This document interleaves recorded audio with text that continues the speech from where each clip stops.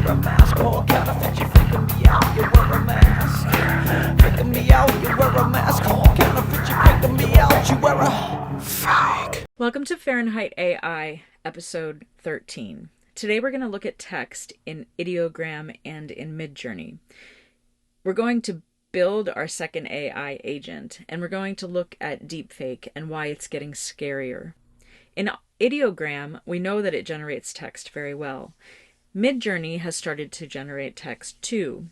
I took the name Hammerhead print from a design being developed for a friend, and I generated it in Ideogram. Ideogram was able to generate the spelling correctly. Images that it created, I could isolate the text easily, like in this example. I did remixes on the best ones that were spelled correctly with minor adjustments to how much the image was influencing the generation, and that created randomness with correct spelling and the easily isolated images. As an artist and a graphic designer, looking for things that I can use easily is probably my biggest driver.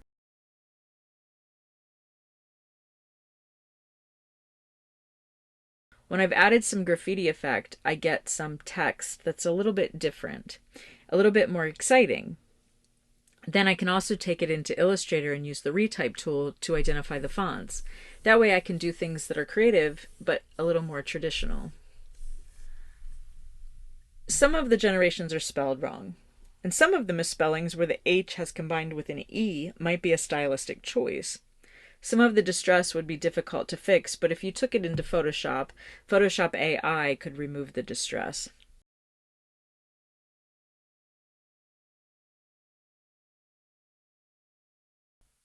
These results look pretty good.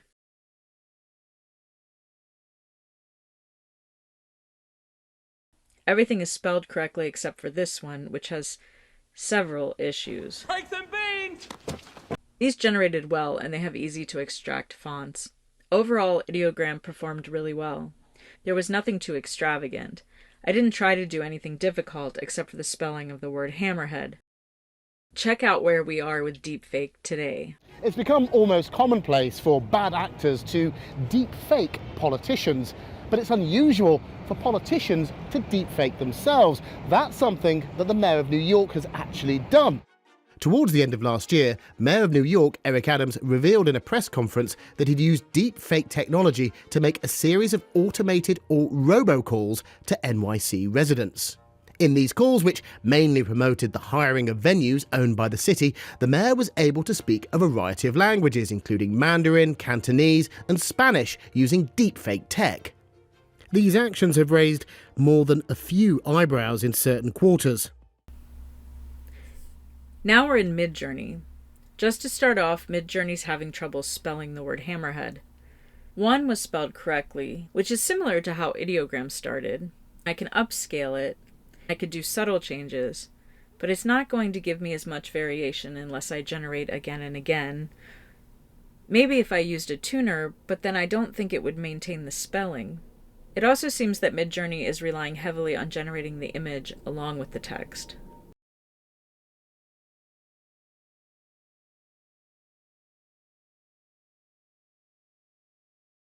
The Mid Journey hammerhead that looks like graffiti is pretty interesting, so I might try something with that. There's only one that's close to the correct spelling. It's not spelled correctly, but it does have some creative flair, which is interesting. It does have the word print on the bottom under the shark's jaw. Overall, I think Ideogram outperforms Mid Journey today. Check out this ad from our new sponsor, Jerseys.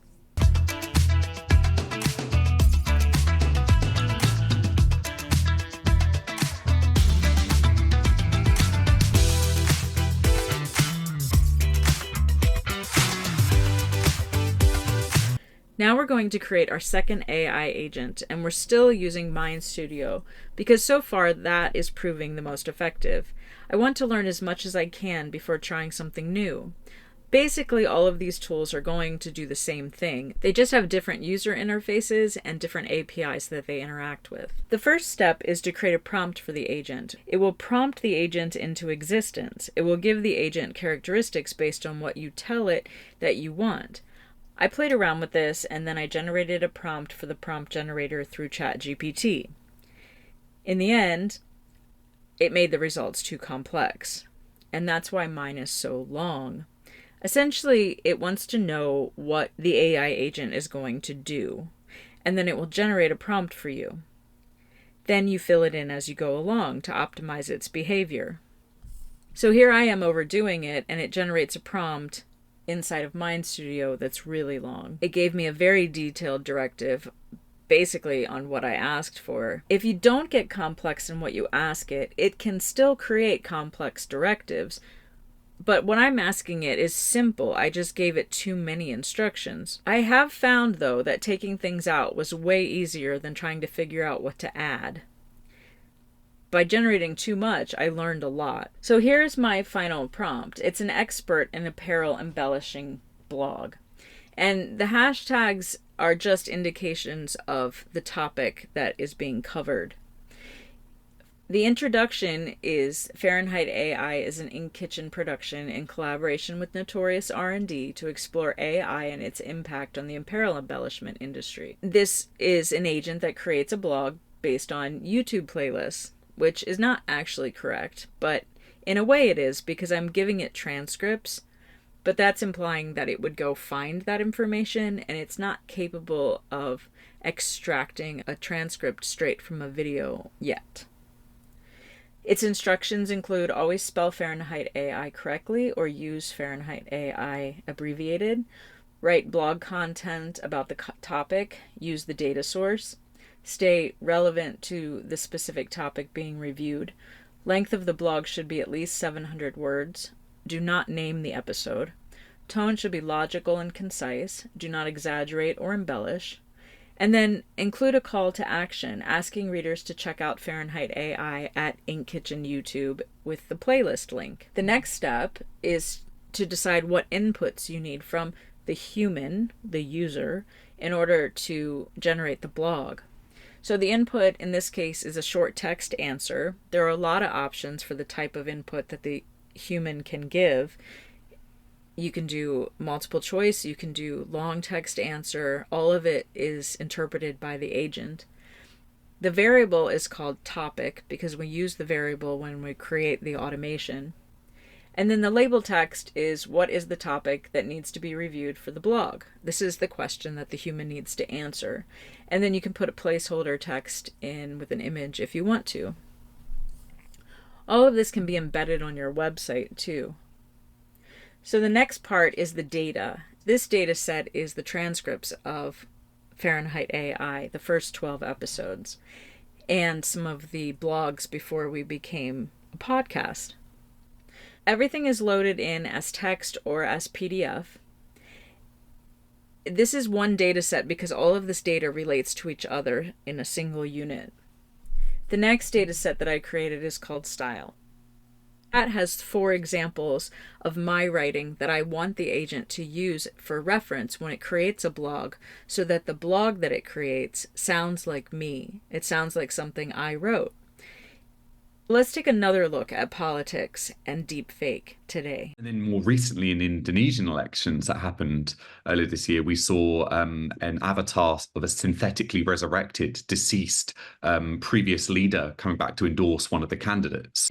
President Indonesia. But in the Argentinian elections late last year, we saw both candidates using AI-generated images to depict the opponents as weak, but also to embolden themselves, making them look like heroes or strong men. The next step is to identify the model. MindStudio actually has a really good selection of models that you can choose from. They have ChatGPT, they have Gemini, they have Llama, they have Palm, they have Claude.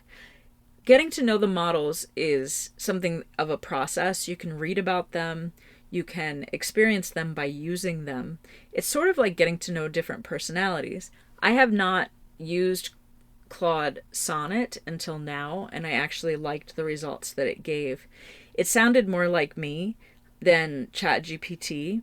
ChatGPT has a tendency to make everything very flourishy, and you have to instruct it to stop doing that, but then it can become very short. So this seems a lot more like natural language and my style of language. I have not tried Gemini through MindStudio yet, but perhaps on our next build we can try that. You can also set the temperature and the max response size. The temperature generally, I find, works the best when you come in right under unstable. When it's unstable, it can hallucinate, and when it's too low, it becomes too strict and sounds like a computer.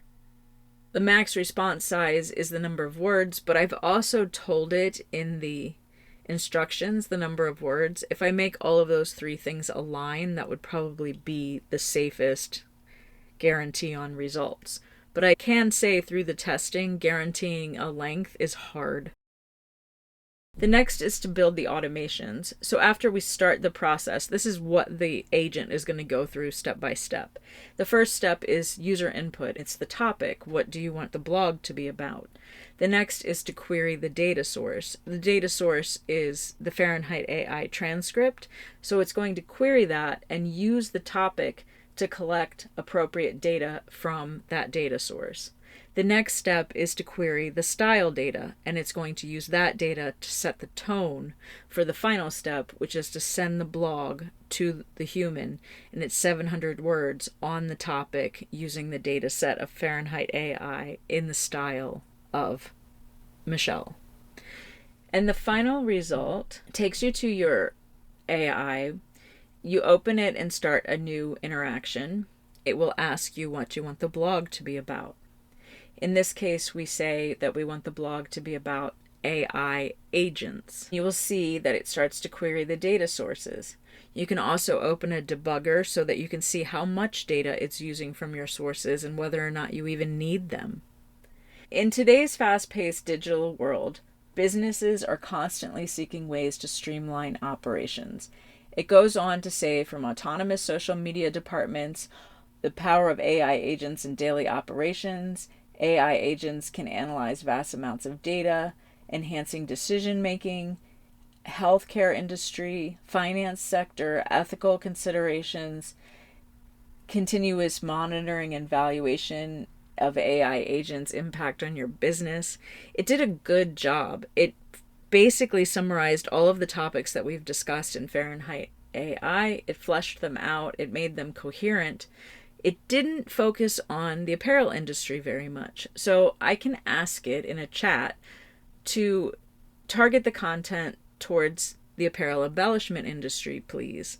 And it will rewrite the blog with that as a focus. The new blog is also very good. It references the AI pricing calculator. It references quality control in apparel manufacturing. It references the SEP AI that I'm working on.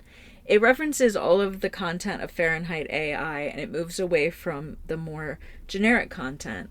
I think at the end of the story, it would probably be best to have a combination of these two, which I can just ask in the chat. But the tone is there, and the content is there. And now I have a functioning blog agent that I can incorporate into my marketing department. Thanks so much, you guys. It's the end of the world.